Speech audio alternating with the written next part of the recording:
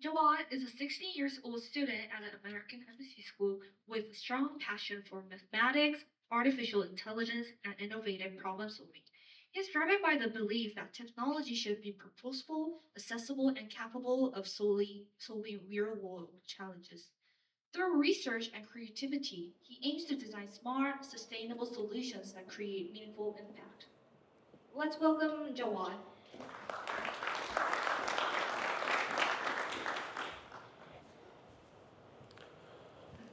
Hi everyone.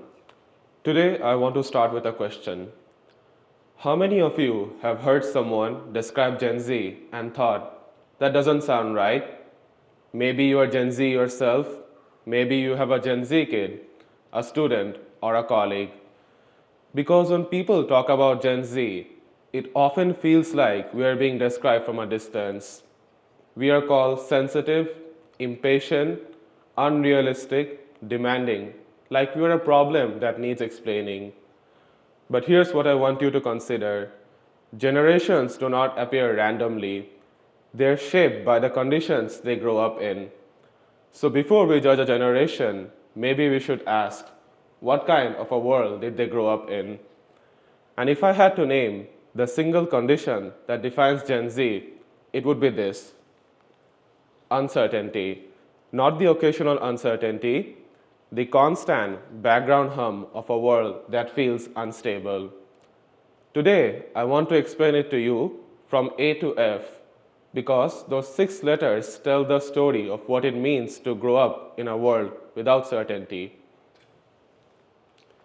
A is for awareness.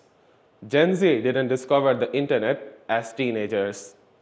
We were handed screens as children, and through them, immediate access to every conflict, every injustice on planet Earth.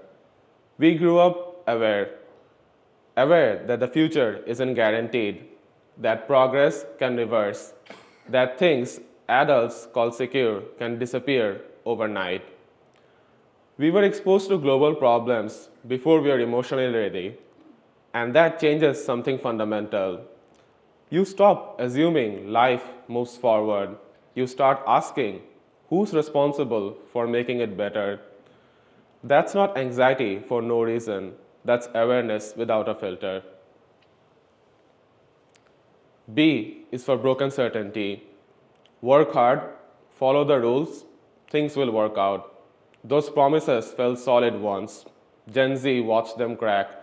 We saw financial crises reshape what stable means. We saw institutions we were told to trust behave in ways that were harder to trust. We learned that effort doesn't always equal outcome. So when Gen Z questions systems or refuses to follow a path that seems to lead nowhere, it's not rebellion for the sake of it. It's the rational response of a generation that watched the map become unreliable and decided to navigate it anyway. C is for control or the lack of it.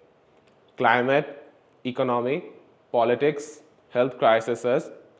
Gen Z understood very early that these forces are very powerful and that individual effort alone cannot always overcome them.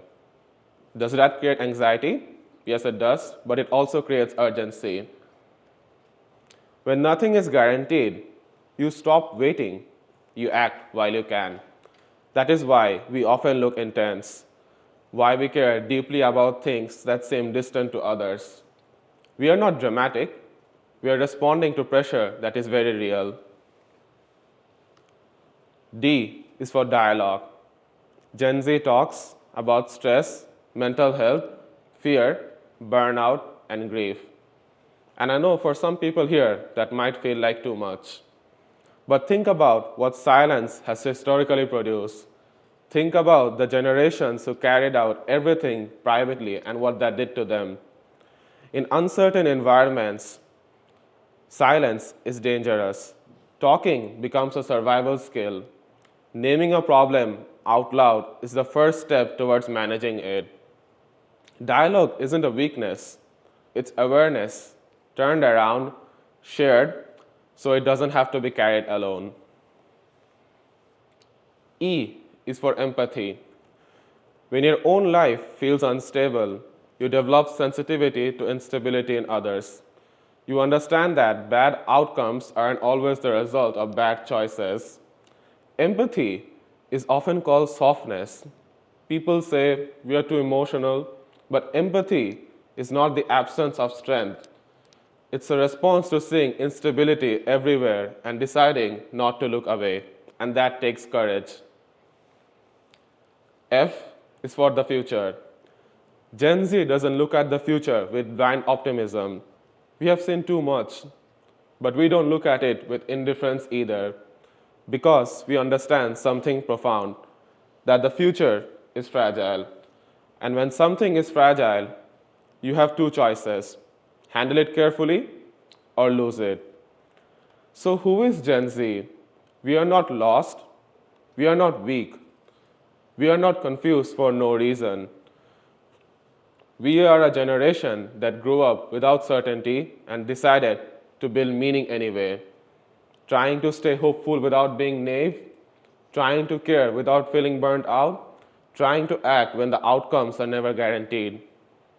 And while I stopped at F today, the alphabet doesn't end there, because Gen Z is still being written. So the next time someone calls us the problem, I'll hope you'll remember, we are not the problem, we are the response from A to Z. Thank you.